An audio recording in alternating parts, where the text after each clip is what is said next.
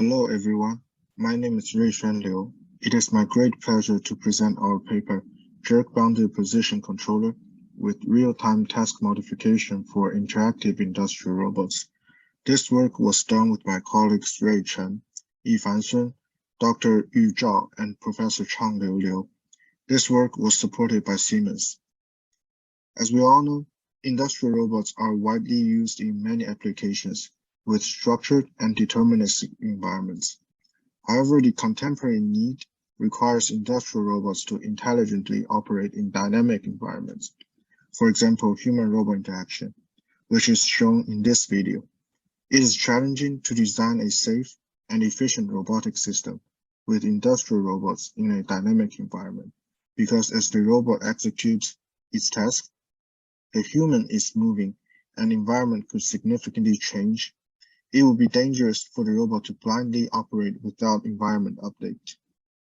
Therefore, it is required that the robot can not only execute the task, but also respond to the changing environment. However, it is particularly challenging for industrial robots, mainly for several reasons. First, the industrial robots generally have strict interface. For example, it might require the input at a constant frequency. In addition, it might require the input to satisfy certain dynamics constraints, for example, with boundary jerk. It is difficult to transform user commands to the desired format. Second, most existing controllers do not support streaming, which means after the task is sent to the robot, we can only execute a new task when the current one is finished. Because of these challenges, it is difficult to have industrial robots operating in dynamic environments. So in this work, we focus on designing a controller that allows industrial robots to operate in dynamic environments. Before we dive into the details, let us first formulate the problem. In particular, we worked with this FANUC robot. So in general, when we want to control an industrial robot, we first have the task level controller. It outputs the waypoints for the robot to execute a certain task. Then we have a motion level controller that generates the detailed motion profile for the robot to traverse through the waypoints.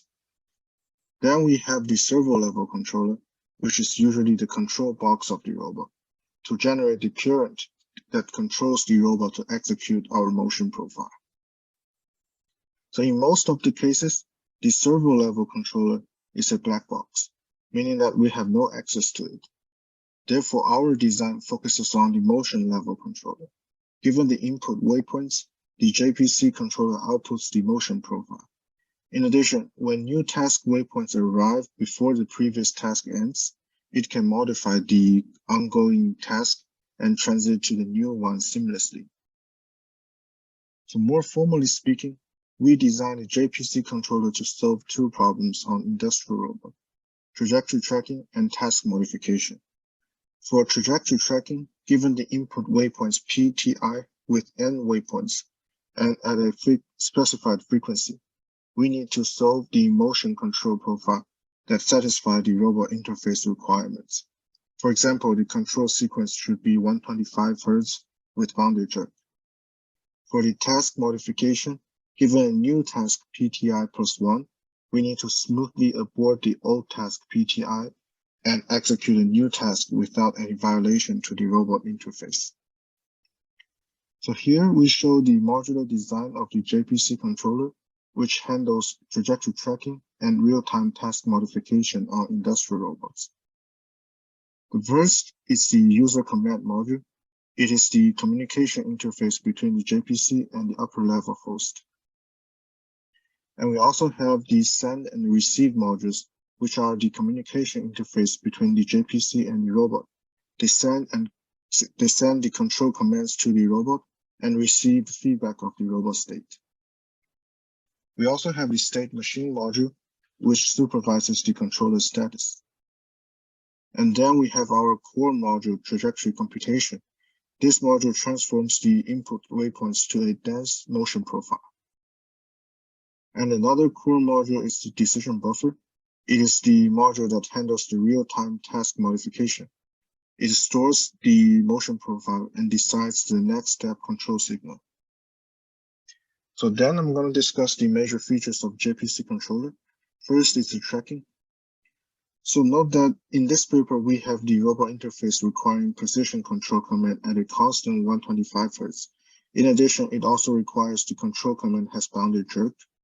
Therefore, we model the system as a jerk control system, where the state contains the position, velocity, and acceleration, and the control input is jerk. Then we can obtain the lifted system as this form. Since we are tracking the positions of the user-specified waypoints, we have P1 to Pn on the left-hand side, and we also assume we want to stop at the last waypoint, and therefore we have 2 zeros at the end. And note that on the right-hand side, x0 is the system initial state. The position can be obtained by the robot feedback. Therefore, x0 is known. And also note that this control vector j is 125 Hz. Then we can solve our control j by solving this optimization problem. So here we use a simplified animation to illustrate the mechanism of the controller. So suppose the robot is idle initially, the buffer is empty, and the controller is sending the robot's current position so that the robot is not moving. When a new task comes in, the user command module receives the user-specified task, and it then passes it to the trajectory computation module, and it then uses the robot current state to calculate the appropriate jerk-bounded control. The trajectory computation generates the motion profile and stores the profile in the buffer. And the buffer then sends the control sequence to the robot. After the entire buffer is sent, then the controller sends the robot current position to stop the robot.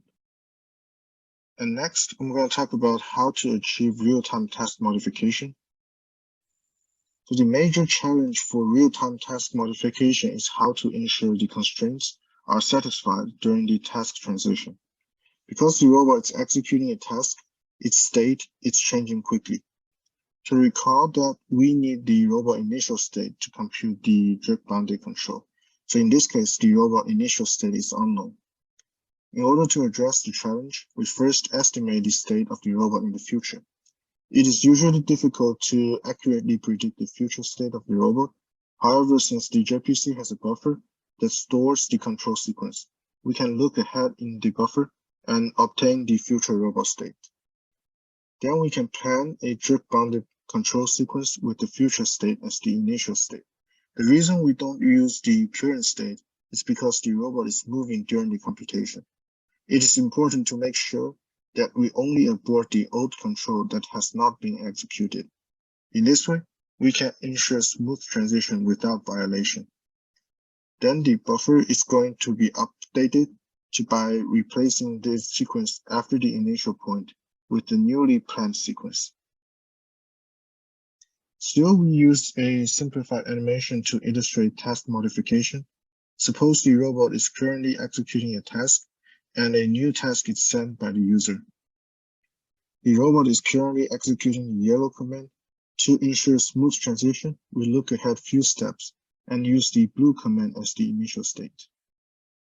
We can then compute the new jerk-bounded control sequence.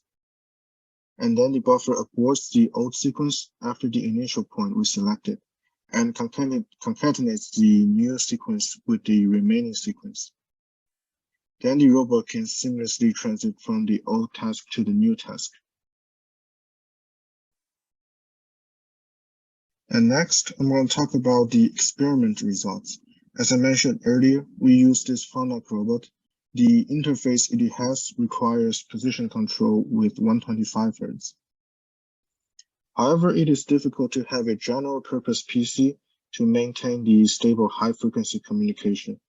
Therefore, we have a real-time target machine connected between the host and the robot. The JPC controller is deployed to this target machine. So first, we tested the tracking performance. Here we show different combinations of sine waves and steps. The blue points are the input waypoints, and the red curve is the robot execution. We can see the controller tracks the waypoints accurately. And here we show the real robot tracking 4 independent tasks. At the end of each task, the robot stops and then executes the next task.